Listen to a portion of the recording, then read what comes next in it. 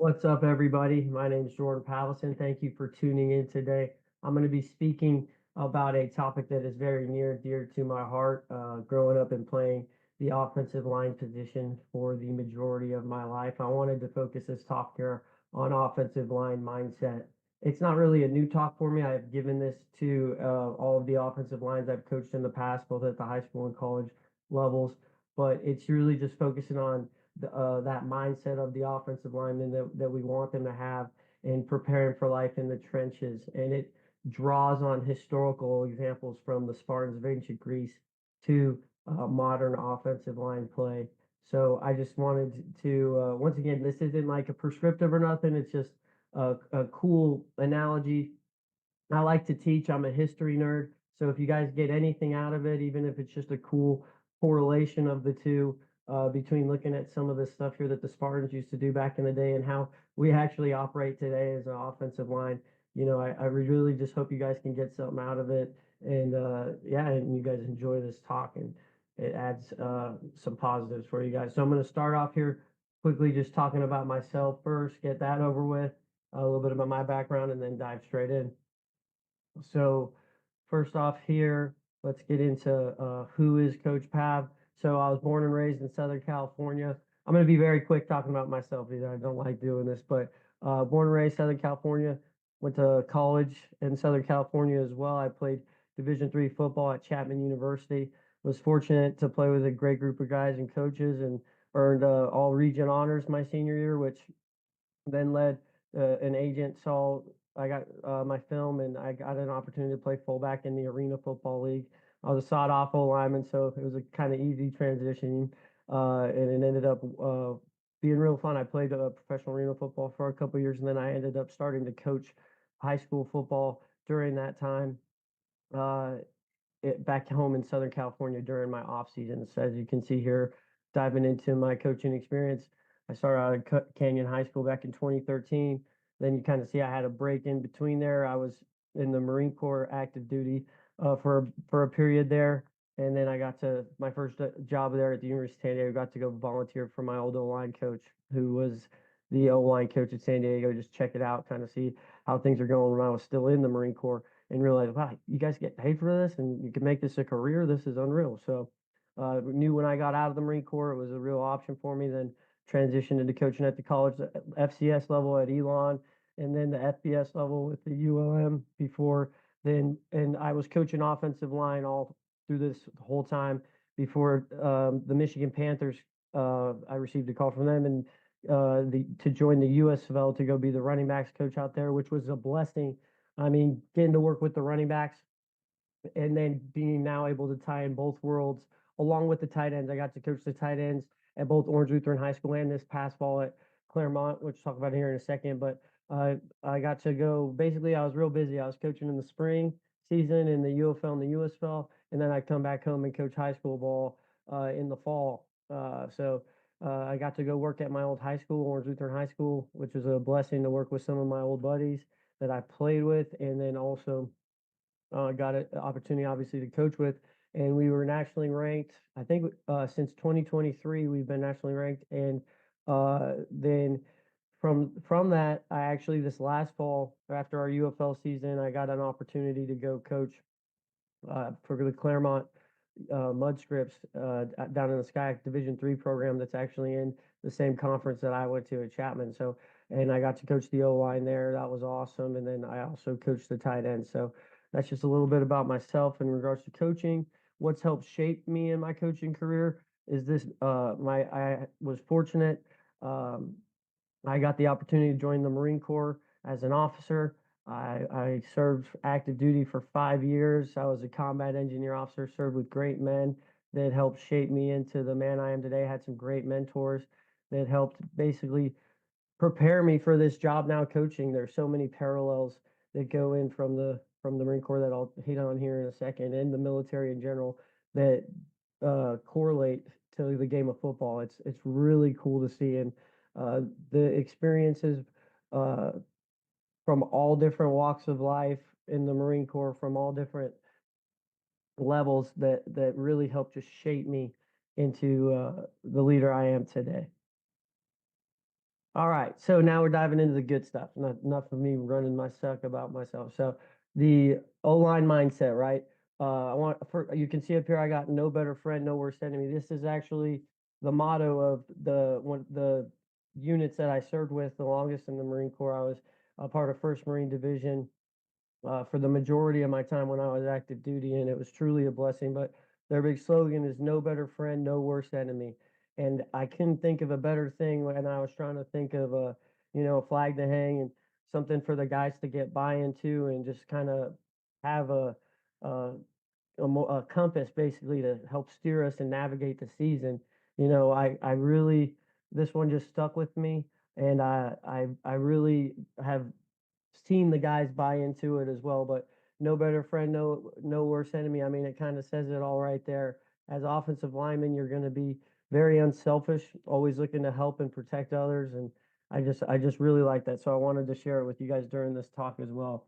Now we're going to dive into the actual analyzing the Spartans and then correlating it to modern offensive line play. So I hope you guys enjoy this. So the OGs of trench warfare, right? The Spartans, they fought in this old formation called the Phalanx, which was used back in ancient Greece, and it's actually it was contingent on each one of them doing their job to protect their men both to their left and their right, and then obviously everybody behind them as well.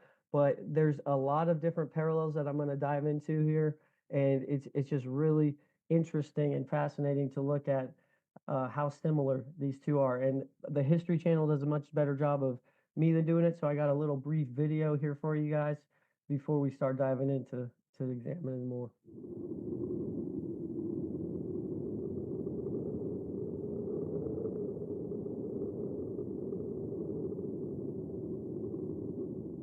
The phalanx was the main military formation used by the Greek or Hellenic armies, having been created around 700 BC.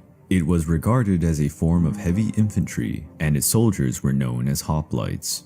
As a rule of thumb, the soldier was equipped with a 2.5-meter spear, a large round shield, a short sword, a helmet, chest armor, and greaves. This whole set of equipment would weigh around 35 kilograms, and so the armor was only dressed shortly before battle. In a phalanx, the hoplites remain in a tight formation, basically shoulder to shoulder with their brothers in arms. This was something important for the phalanx's defense, since the shields of a soldier, besides protecting him, covered the right flank of the soldier next to him. Left-handed men were not allowed in a phalanx because of that. To keep the formation unified, a flautist dictated the rhythm of the march. All right, I'm gonna save some of that for a little bit extra for later. But not obviously, offensive line has no restrictions on being left-handed or not. You got Creed Humphrey, you got a lot of guys that can do it left-handed. So that one did not correlate. All right, but here we're gonna just take a little look at what did correlate in. It kind of just compare the trenches and the two differences, right, and similarities. So the phalanx is a technique that was created back in 700 BC and used primarily by the Greeks in battle. It required the mastery of specific techniques dealing directly with spacing, angles, and hand-to-hand combat. It required a certain set of armor and equipment in order to be performed, kind of like a football, right, fellas? And then our training takes place on the practice field, and our battle takes place on game day on the football field. Obviously, theirs is pretty self-explanatory. They were, in the military there. They use their spears how we want to use our arms and hands when striking to achieve first significant contact. Obviously, you can get a little bit further more into detail that with independent hands and pass protection and using that outside arm to keep guys at distance, and then keeping that inside hand strong for any type of counter and stuff to protect yourself, literally like they did with their shields.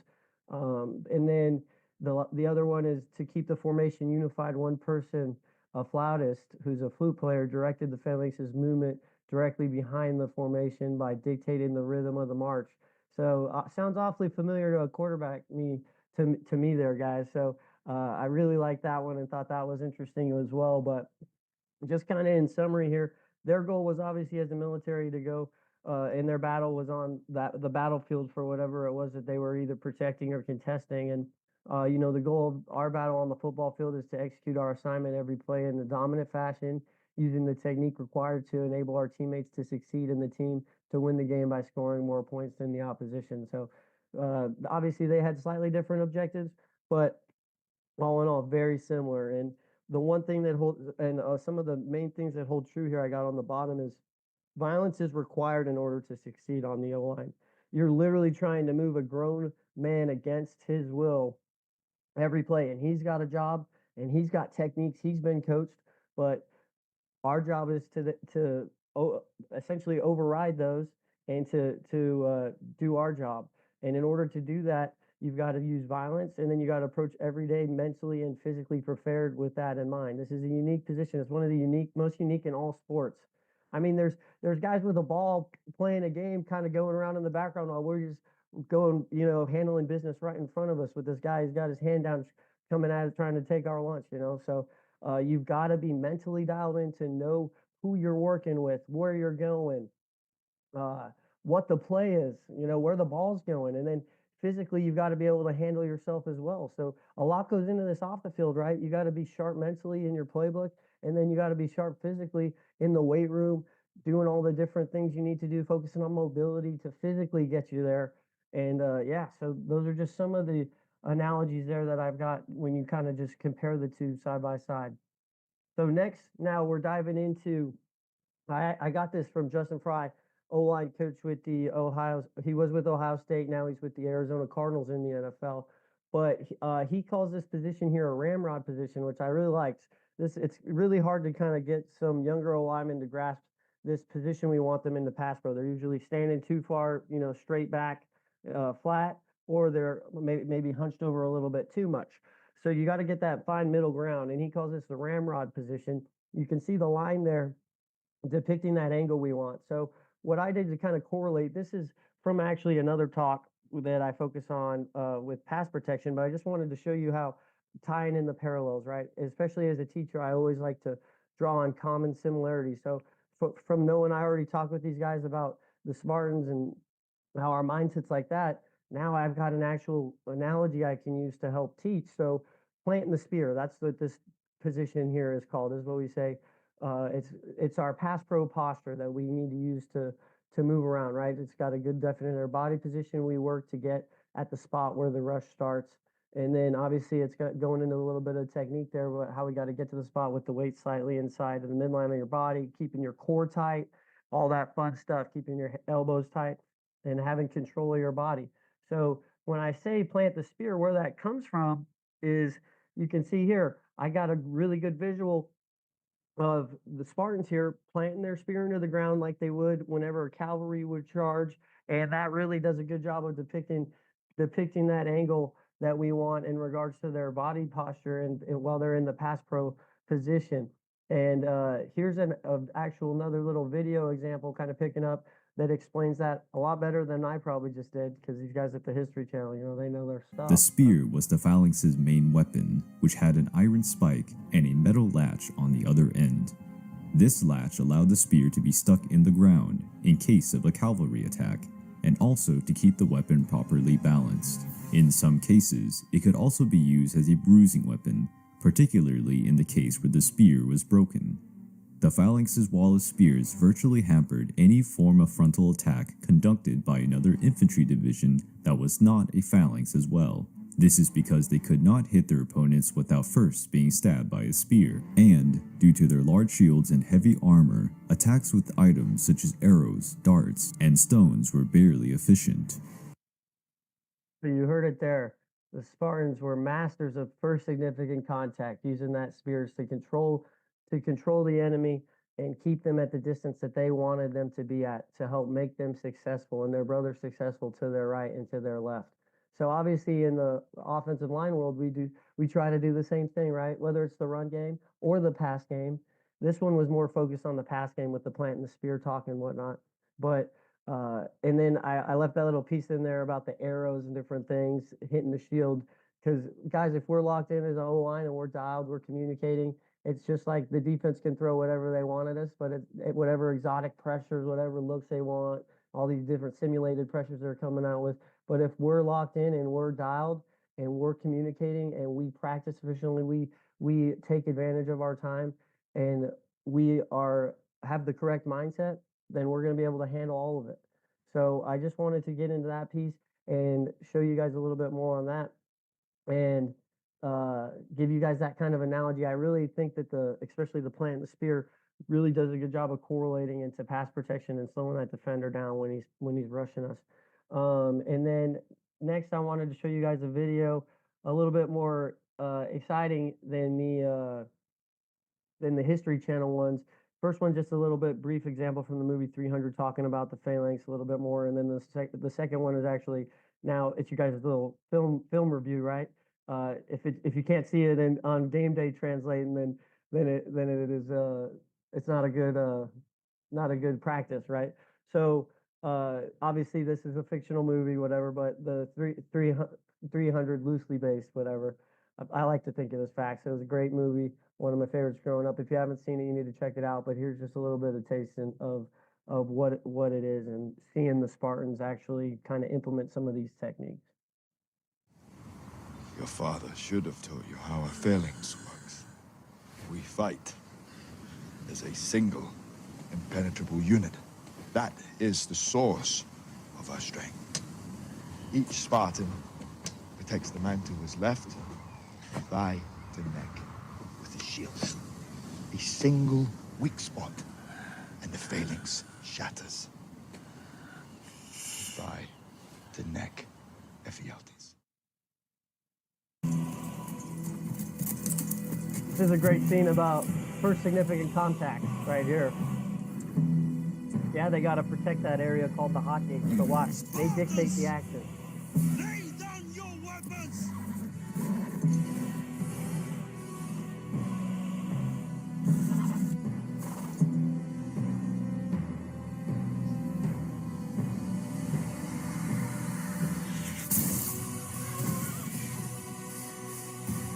Persian!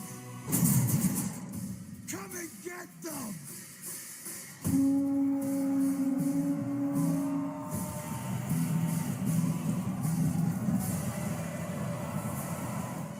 Hey, great.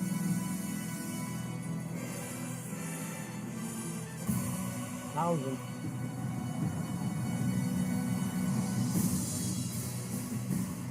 Hold!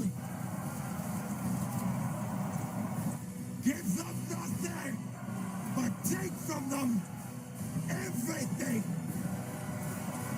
Stay!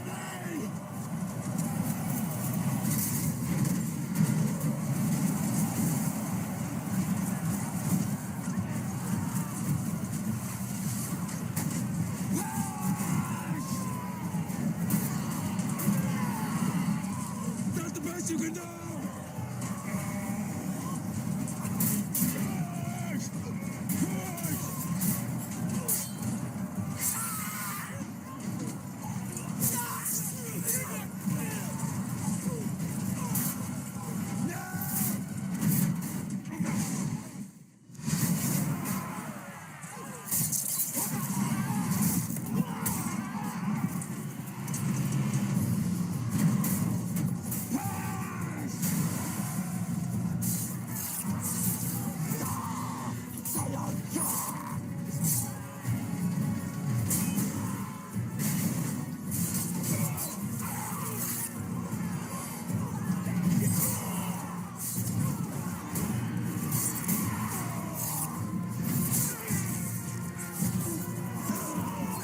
It gets a little bit repetitive here, but I just wanted to show you one more little scene coming up right here. You see them working together though, man. And then that's just the last part of the scene I wanted to show you guys, just how they're all coordinated, they're all still working together, and protecting the man to their right and their left, which is what our position in offensive line is all about. And then also, I mean, I can't help but talk about it, fire me up. How about when they first engage him with the shield and you see him put the back leg down like they're sitting it down in pass pro when they start to get bull rushed? Man, okay. That aside, but anyway, hopefully you guys got something out of that. If you haven't seen that movie, you need to check it out. So last part here. So our O-line's primary objective, right? So, in the Marine Corps as an officer, we always, whenever we gave our orders for whatever mission we had to give a mission statement. This is a similar practice I use now in coaching. Ours for the offensive line is to dominate the line of scrimmage and protect our teammates by violently executing our assignments every play with relentless effort and flawless technique in order to enable our offense to score points. So I'll post this in the room somewhere, kind of just have it for the guys to always look at as a reminder what it is that we're focusing on doing when we're out there on the football field, especially on game day to protect our guys. And then just a little fun little piece here. So like we talked about the Spartans and the Phalanx, back, in the days of ancient Greece, using this formation to succeed together, protect one another, and find success on the field of battle. Well, now in the game of football, it's a different type of trenches, but we're doing the same thing with a little bit different types of equipment. A little, the stakes aren't quite as high and severe, but it's just really cool to me seeing these parallels. Hopefully, you guys got something out of it as well, and can take some with you, even if it's just a cool little history lesson about some of the Greek phalanx and some of the stuff about the Spartans. But obviously, these are some great players right here. You got out in front of you, Pro Bowlers that did it for a while. Some of them one or two of them are still doing it, but yeah, that's really all I got for you guys. Like I said, I hope you got something out of it, and wish you guys all the best. Thanks again for tuning in.